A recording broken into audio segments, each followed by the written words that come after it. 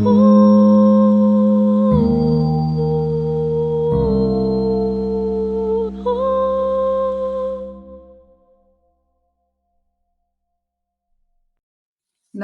and welcome to Vinay Kulkarni ji. Such a pleasure to speak with you today. I think long delay, but really wonderful to catch up with you today. Yeah, same here, Aparnaji. So I'm so sorry that it took so long to actually finally have this talk, but Yeah. so here we are.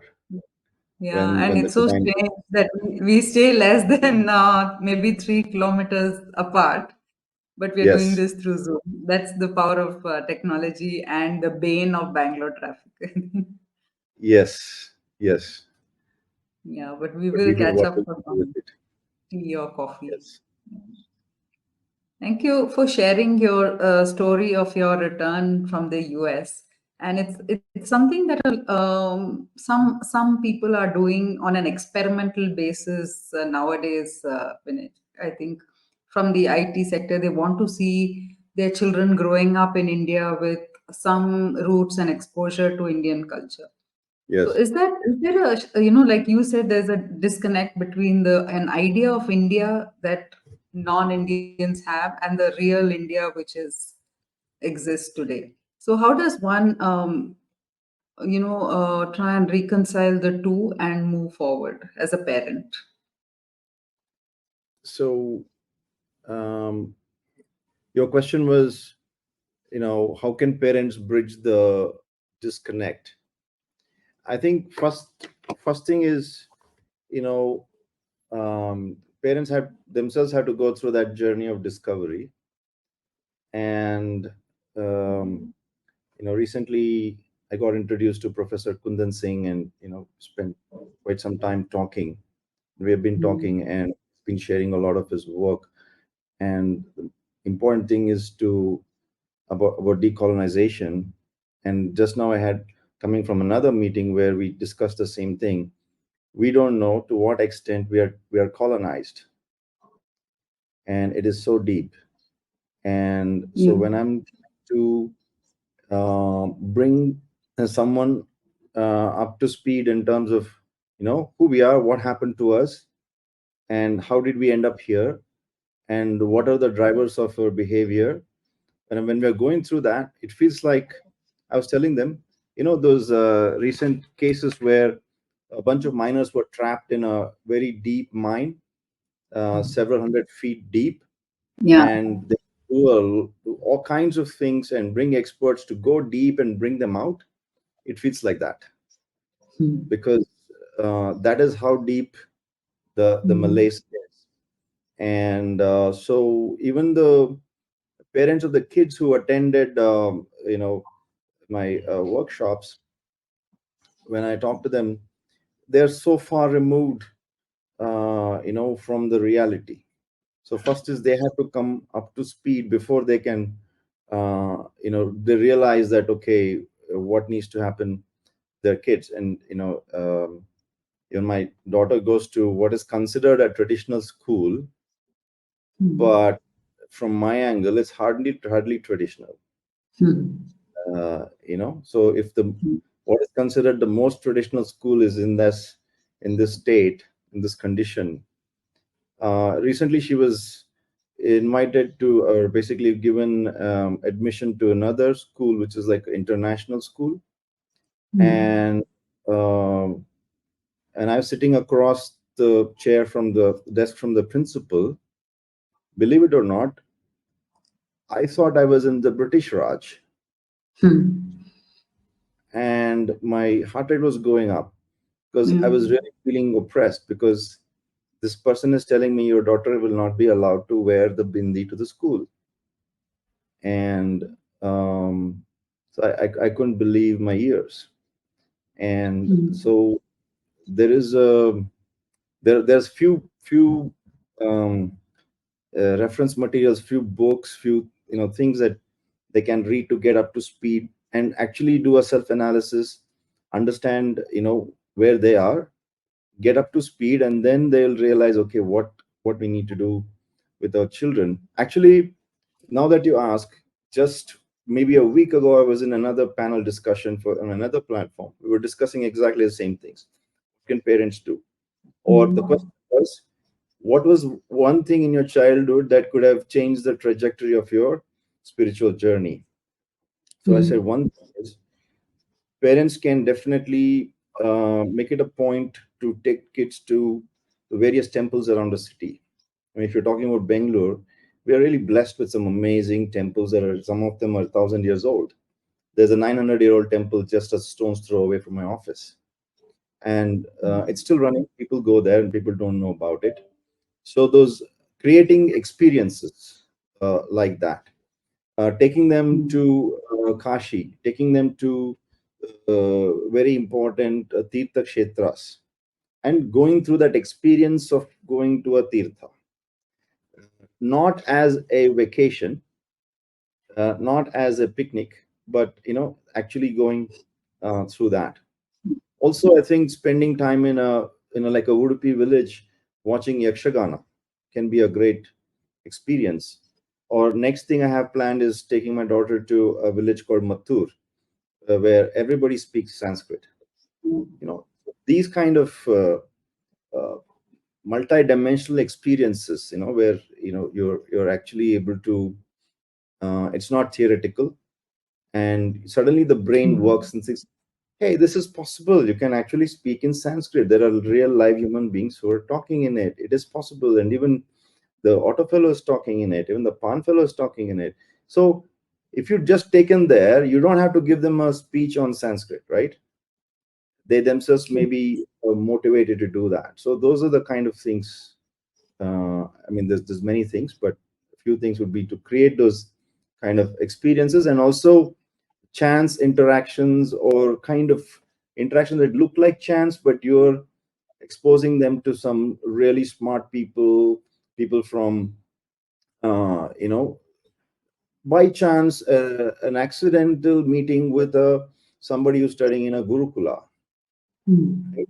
And another thing I thought about is family podcast, where you said give a setup and your child becomes the interviewer, and you bring all kinds of interesting people and teach them how to interview them, and in the process they're going to learn so what you do, right? Yeah. So what about, you mentioned Samskrit Shala? What is that about, No, and how it's did actually you Samskriti Shala, Samskriti Shala? so culture. And yeah, basically what I said earlier, through creative workshops, we try to introduce our children to Indian culture. But kids these days, if you tell them, I'm going to teach you Ramayana and Mahabharata, they're going to roll their eyes, and they will not be interested. But I went with this idea: a man or a child must be taught as if not, and a thing new proposed as if a thing forgot. So they should not even know. So I made them play a game called Imaginarium, and they didn't know that I was making them meditate. But at the end of it, they really loved it and said, let's play it again. Right? I wanted to tell them about their mind, teach them about their mind. So I made up a game. I said, your mind is a pet, and you're bringing the pet home, and now you're going to train the pet. So they started doing it. In the process, they started meditating. So they didn't know that they were doing it, right? And they really liked it. And then I made the professors do it a few days ago, and they loved it also. So human beings like these experiential kind of things. I also, after at the end of the 3 days of various kinds of educational interventions, I made the kids do a skit.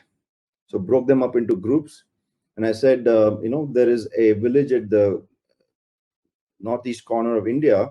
People have forgotten how to be Indian. So the government of India is sending a committee to teach them how to be Indian again. So you guys break up into two groups. One group is the villages, one group is the committee, and let's see what you do. Amazing. small kids coming up with amazing interactions. Mhm. I recorded the whole thing. It was so heartwarming that these Yeah. small kids, in the matter of 2.5 3 days, picked up so much. Mm. And we tend to underestimate. We even had 6 year, 8 year, 9-year-old kids, and they really understood so much. And they're very self-aware. They're aware Mm. of what problems they're facing, and they actually asking for help.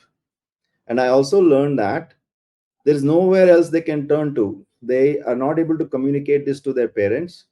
They're not able to communicate this to the teachers. Mm. Yeah.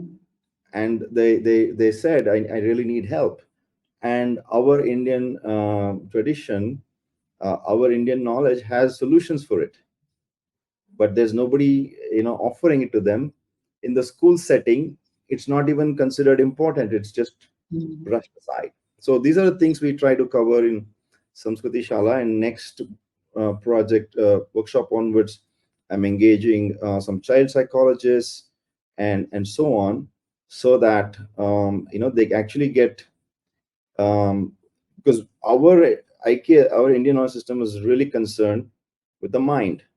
And you know how are we going to regulate it, how are we going to use it, how are we going to overcome it. And the modern education system doesn't address that at all. It's more of taking some material Mm. and passing it to the memory.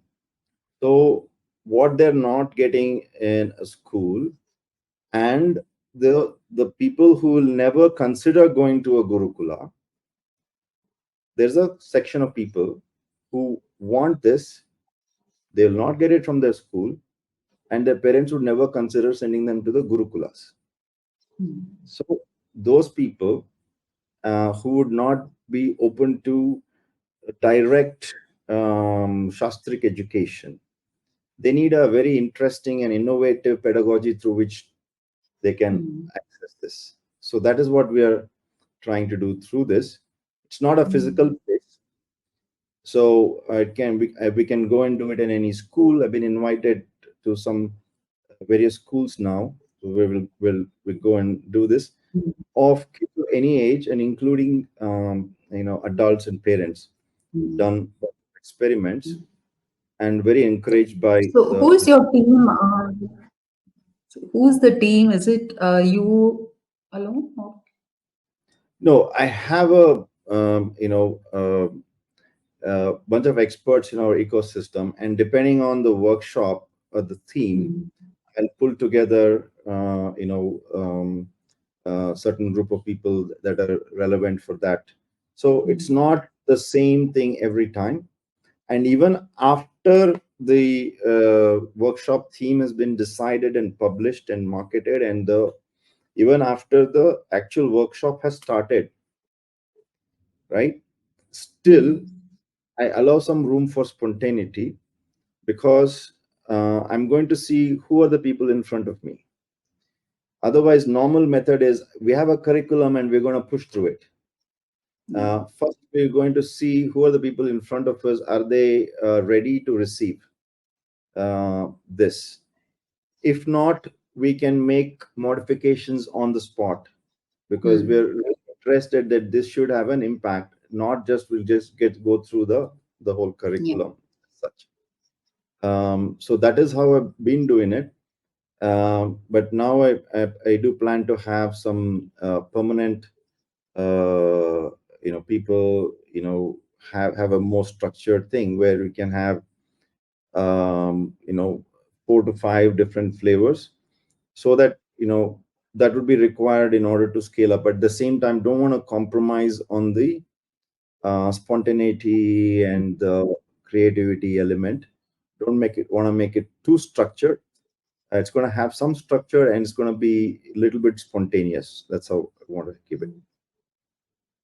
So, what is the main, like you mentioned about some forum where you were asked about the one thing that could have changed the trajectory of your spiritual growth. So, what is the one thing you feel that is lost in the last 3 decades of this rapid kind of IT growth and materialism? What is the one thing that we have lost in terms of Bharatiya Tattva? I think number one thing probably is purpose. You know, this whole civilization was purpose-driven civilization. We had the dharma, artha, kama, moksha. Everybody knew that we can have lots of different goals in the material plane in life, but ultimately moksha is what we're looking for. Even a fruit seller, a flower seller, you know, on the street knows about moksha. And I've heard the word dharma also from, simple people selling vegetables. In fact, it has been become translated into charity also. In some places they say dharma madi. Hmm. um, you know Hmm. and even I was just telling someone, fruit seller or a flower, that lady in front of a temple, after she gives everything, then she'll add an extra mala of, Correct. as- so even the fruit seller will add an extra apple, right? You'll not see Hmm. that happening anywhere else in the world. Yeah. It is kind of embedded in our thing, but somewhere we lost purpose, and a single purpose, which was artha, became the only purpose. And we had a complex matrix where this is the goal towards everyone is going, but there were many different pathways crafted and whole ecosystems around that. So once this purpose was lost, and only we were left with artha and kama, then we became same as Western civilization. So Hmm. because they're completely economy driven. Even their Yeah. culture is created by their economy. Because when I went to London, they wanted to take me around. It was quite boring actually. And then they showed me the Coca-Cola wheel or something. I said, "What Coca-Cola wheel?" And Yeah. so I would rather go to Dharmasthala or Nadu or Brihadishwara. You know, so these were the things we never saw when we were kids.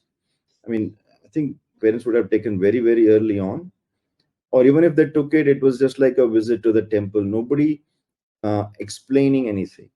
So we lost purpose. We lost a sense of, why we are here.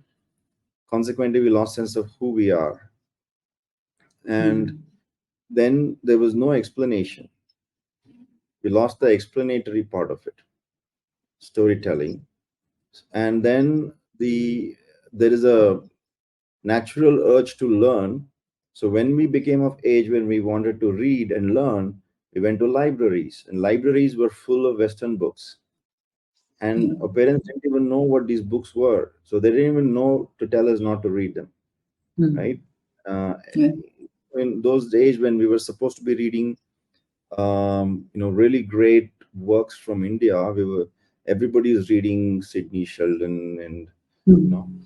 famous five and all these kind of things. Not bad, but uh, now I realize the books you read in early years are very important. So I was lucky enough that we had 5 years of Sanskrit Hmm. in high school. That really opened a real uh, gateway. But I wish my parents had taken me to Hampi. Wish we had spent 1 week in Hampi, or 10 days in Hampi, and with a good guide Yeah. who really knew the place, told the story of what happened to us. I think that's the most important thing. It's like suddenly, child, you wake up and you're this whole thing around, and nobody to tell you who you are. Where it's like those movies, somebody has amnesia and suddenly wakes up, doesn't remember Hmm. anything, and that's our condition. Amnesia plus PTSD. You know, Deadly combination. deadly combination. And Yeah. worst thing, if you ask a question, right, nobody has an answer, and nobody has or they could at least say, okay, I don't know right now, let me go and do the research. let me find somebody who can answer this for you. But no, I said, let's just watch the latest Hindi movie. It's Sunday evening, Bollywood time. Let's watch Rajesh Khanna, right? So that whole quest for knowledge, that we lost our identity. We were a country of seekers. That's why we created so much knowledge. Only a seeker is going to create that, right? And then that whole seeking was lost. So it was like a rudderless boat, I would say. And but somehow I've found my way back. But I think millions are lost, and if we don't act right now, millions, billions more will you know be lost, and we will disappear into the oblivion. So yeah, that's what. There's so many things that could have been done, and um, you know biggest thing I see is, I actually had hired some interns to go around the city of Bengaluru, to different parts of Bengaluru, and interview people. And we gave them two decks of cards. And we said, if you have all the time and money in the world, and you wanted, which activities will you choose? Here's a flash of cards. So this is like going to a discotheque, going to the mall, etc., etc. And this set of activities, going to the temple, going to a Carnatic concert, etc. And then we would ask them to pick something and tell us why you're picking that. It was very interesting that there's not two Bengalurus, there's many Bengalurus, but mainly two. And one part of Bengaluru, they didn't pick the temple and all that. They picked the other ones because they want entertainment. So we lost knowledge, and we got a thirst for entertainment. So once entertainment came, that's it. Your brain is not going to develop anymore. It just seeks entertainment. And so that here this is where we are. Do you think this it is less in when we move away from our major cities and metros? I see that people who are still from the smaller towns and villages and who are visiting, these major shrines, they're still very, very rooted and very different from the average metropolitan Indian. Yeah, this past December, we did a whole circuit from Bangalore to Palani to Madurai to Rameshwaram to Tanjavur, Tiruvannakoil, Srirangam, Tiruvannamalai, Kanchi, Kalahasti, and back to Bangalore. So I had a full view of that whole thing. We have all kinds of people. Every single temple, the crowds were thronging. Um, but and out of that, some are seekers, some are doing it more as a generational kind of habit, and unfortunately there's another group of people that, for example, I was so shocked to see that in Brihadeshwara, it has become a picnic spot, a place like Brihadeshwara. And there were people who didn't even go into the Garbhagriha, who didn't even go to see the Shivalinga.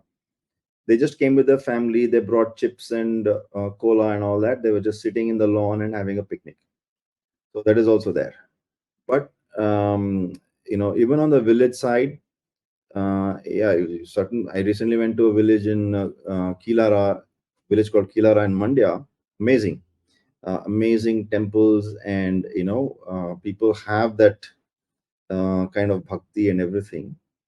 But still, those kind of people are there in the cities also. If you go to Baswangudi, if you go to certain parts of Jainagar, South Bangalore, it is still there. But if you go to MG Road and Brigade Road, you're as good as being in US. And if you go to Indra Nagar, you might be in France or somewhere else. So it really depends. We have all kinds of people. So I think now the divide in terms of the place and all is kind of vanishing because of internet. But now I'm thinking more in terms of archetypes of There's a certain type of person who is doing that, um, because he is able to experience energy. And there are I met a lot of people who are actually following a spiritual path and actually initiated by guru, but they still say I'm not able to experience anything. And then there are other people who read a lot, who read Vedanta, and then they're intellectual. They got mesmerized by that, and so they visit temples. But when they're visiting as an intellectual.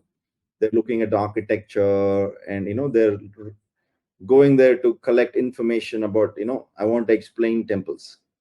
But even they may not actually have an experience. But when I was standing in front of the Shivalinga in Halebeedu, there is a Shantaleshwara Linga and Hoysaleshwara Linga. You just the feeling wells up inside you.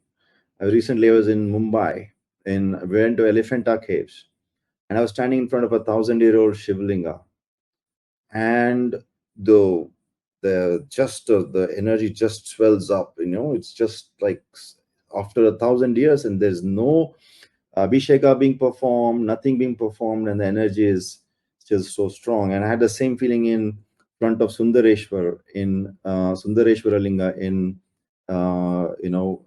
Madurai. Amazing, right? So some people are they don't. There are many people who experience these things, but they may not have the shastric knowledge. They may not be able to explain anything. So you have a whole bunch of people, but we have to get back to talking about these things and explanations, especially for children. When they hear the explanations and it sits, it all fits in their mind. Yeah. It's great, it's fine. This all makes sense. So we want to get to that level. So we want to bring those level kind of explanations that make sense for them, because the schooling system has made them very skeptical, and they believe that questioning everything is a sign of great intelligence. you know so we Yeah. have to go to them where they are. So I don't know if I addressed your question, but Yeah, yeah. Thank you. As a person who's from the technology side, you said you have your own consultancy also. Do you think that we can actually create a spark of interest if we talk about the scientific mind of the ancient Indian? Like somebody was talking about the Bogeshwara temple near Bangalore airport, and he was seeing how the windows and of the temple were made in such a way to allow air to flow inside and keep the garbhagriha and the surrounding areas cool. So the shape of the holes in the windows were so specific, and as it one moved towards areas where the sun is more, those holes were like squares instead of circles. It was very regulated. So this kind of information, maybe if we are able to, if we know it ourselves for one, and we're able to convey the scientific mind of the ancient Indian, would it help to create a sense of respect and awe for our culture? I mean, yeah, yes, it has some benefits. um, Generally my approach is, you know why were our gurukulas so great? Why was our educational system so great? Because the guru didn't start asking question what I want to teach. He started with, who is this person in front of me? What kind of clay do I have in front of me? What kind of seed do I have? Do I have an apple seed, or do I have a pomegranate seed? So it's first understanding that person, understanding what are the questions that's bothering this person, right? and meeting him at that level and going from there. Mm. Because I did this experiment with kids where I told them, now we're going to have a section where just ask questions. We're not talking about answers. And but you only ask questions that really, really bother you, that don't let you sleep, Mm. that nobody is answering, and you've not heard any answer anywhere else, but it's still very important for you. Only ask those kind of questions. So Mm. in the beginning, they ask very simple question like, is the sun yellow or orange? You know, Mm. how is the earth hanging in the air? And simple, simple things. Mm. But as I kept prodding them to ask what really bothers you, when you look around this world, when you look at your life, when you look at the people you meet, when you look at the things you've heard from your teacher, what question comes up inside and is not finding an answer? Just ask them. The kind of questions that start coming is just mind blowing from small kids. Mm. And that's when you know what they're thinking about, what is of greatest interest. Mm. And then you can meet them from that point. And some questions were about the science and were about Mm. the technology and those kind of things too. But I would start with with the person in front of me. What is this person's swabhava?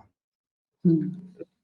And I would go from there. But yeah, definitely a book like The Imperishable Seed is a wonderful, talk about our ancient mathematics and everything. Mm. Um, it's definitely an important part of filling them with great pride.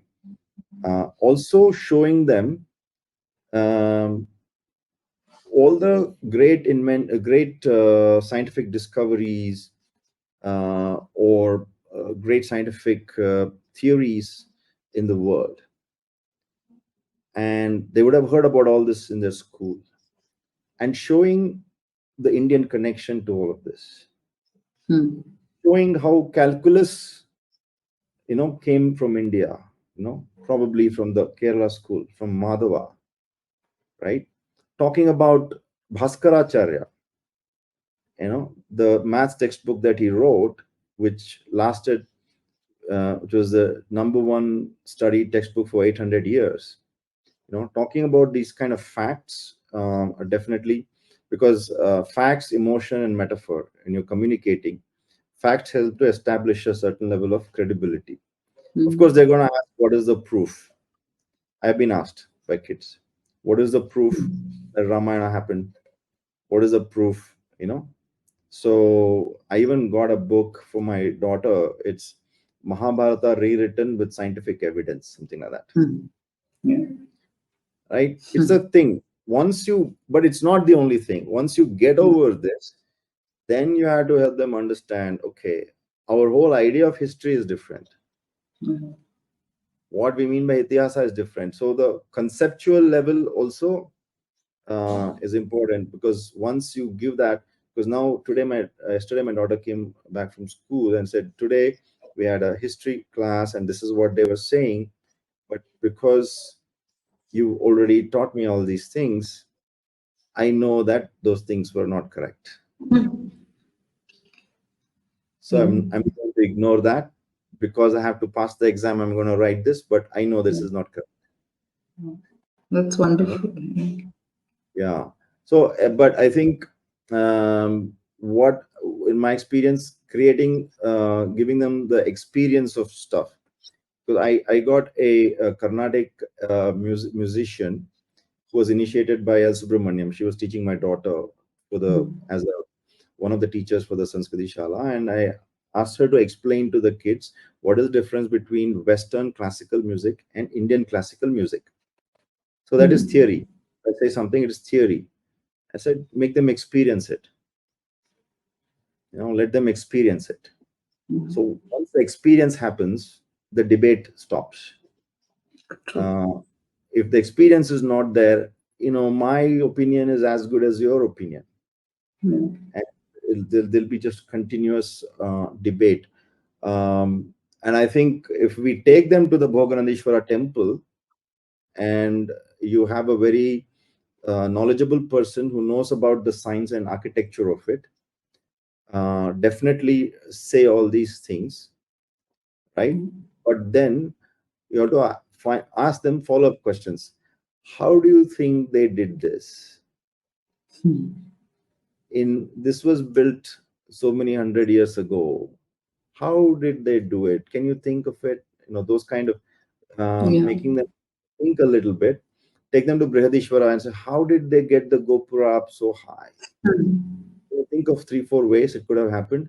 So that really makes them think. But if we just keep giving scientific facts, some people, some students have reacted that you're trying to sell, uh, Hmm. you're trying Yeah. too hard to convince me. Hmm. That has also happened. Hmm. Wonderful. So your ventures into setting up a cafe and to getting into food space. Could you tell us about that and how it fits in with this journey? I mean, I think, um,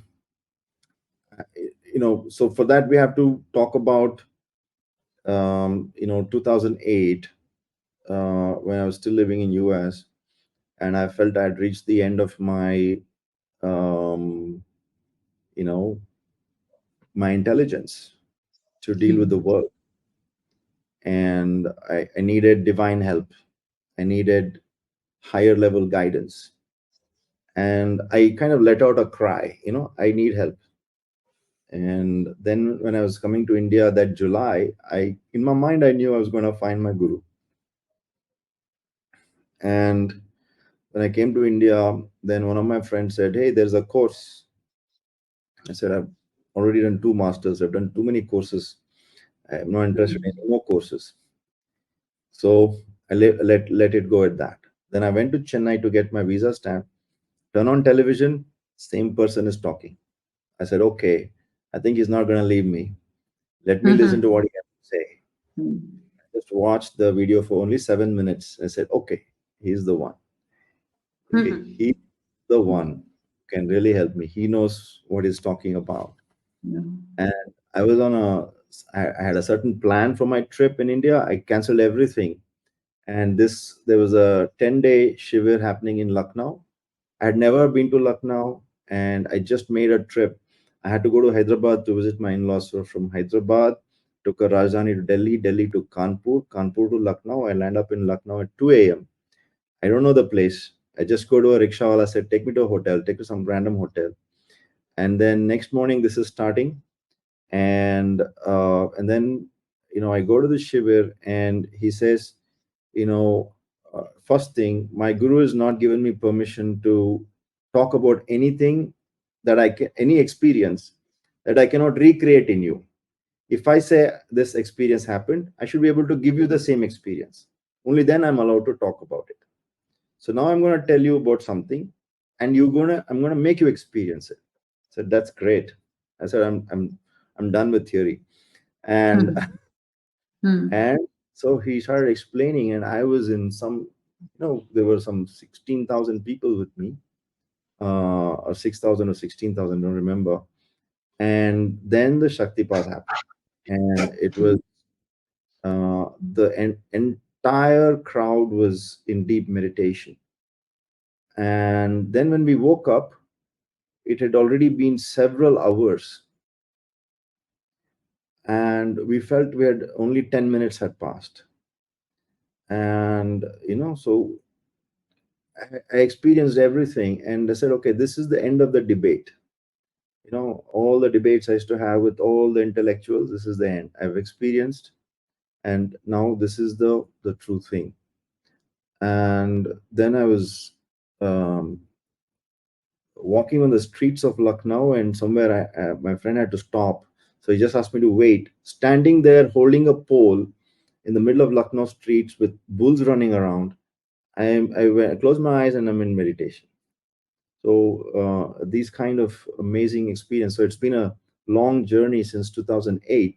So as I went deeper into sadhana, as we got initiated into Sri Vidya, then the food factor started becoming very important, because So all the in sadhana, you're actually doing a lot of detox. It is the emotional, mental, different level of detox of the sukshma shariras. But as you eat and you're feeding yourself a lot of poisonous stuff, it starts becoming a roadblock to your sadhana, and you can start feeling it, right? And when you're on a sattvic diet, in fact, Sri Ramana Maharshi, when he was asked, he never gave too many prescriptions, but he said only one prescription he said is you definitely need to be on a sattvic diet. And so when we were on the doing Srividya sadhana, we were, basically we're supposed to avoid grain, avoid carbohydrates, be only on fruits, salad, um, and some protein. But a lot of experiments and also some personal experiences of my wife with some health issues. And we went on discovering more and more about food. We got introduced to a lot of teachers along the way. And then we said, okay, how do we make this available, to people? So people not only need the food, they need the education, first the education, and then the food needs to happen. And then I said, okay, all this knowledge was integrated into our culture itself. The one big difference between Indian knowledge systems and Western was we didn't leave it in the books. It was integrated into the life. But like you asked earlier, one of the things we lost is there was a disconnection between knowledge and life. You spend 16 years learning something, it has nothing to do with your life,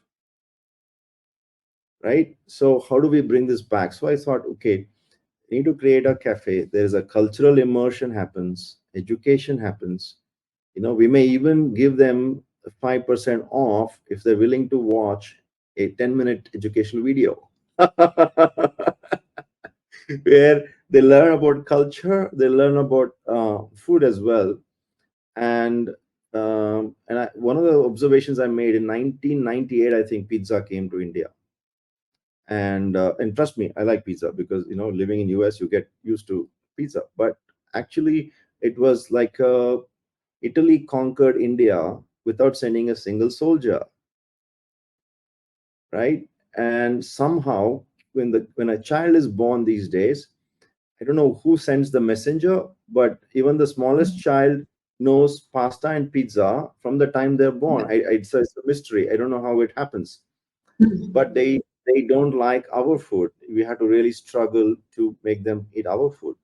Then I started realizing what we call as Indian food today is not what was actually Indian food. It has gone so far down the stream. It has actually become toxic. So we don't need the Western, we don't need the current Indian, we need a third way, which is closer to the original Sattvic way. So my guru calls it Amrut Bhojan, which is close to nature as possible. For example, even fruits, I like to just pluck it or just take it and eat it instead of even he said even cutting every cut you make is going to reduce the prana by some extent, right? So it has to have certain qualities. It has to have higher amounts of prana. It has to be closer to the way nature intended. For example, really what makes your mouth water is fruit. It also makes your mouth water, but it's a learned habit. It's not natural. So we started discovering these things. So we thought, okay, and my wife is very passionate about this because of the whole transformations she experienced through that. So we thought, okay, we need to make this integral part of it. And we have personally experienced how important it is for what an important aid it is for doing sadhana. And I believe sadhana is what really made India different than the whole world. I mean, what is sadhana is another conversation, but That's such an integral part of it.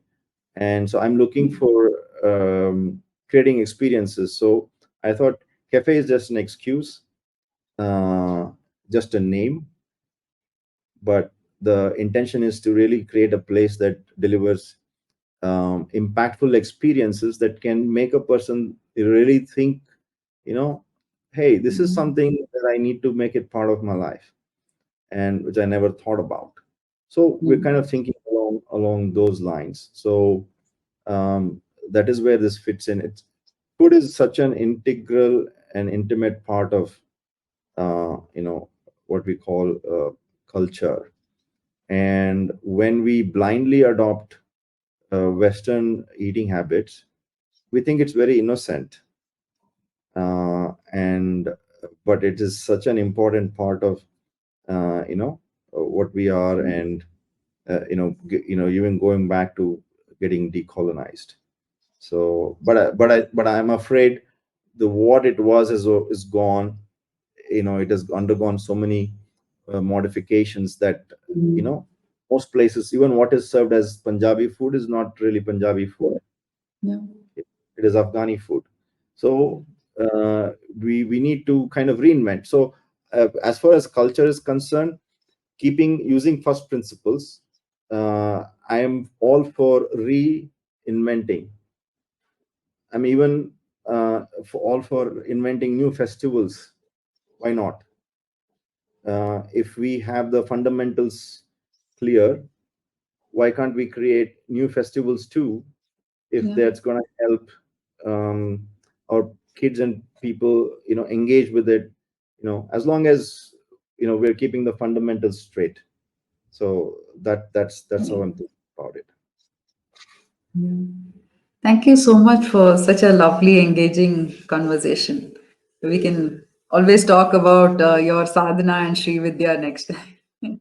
It's a Absolutely. whole, yeah. Thank Thank you you so so much much. for all your probing questions, and hope to meet you soon. Thank you so much. Thank you. Yeah.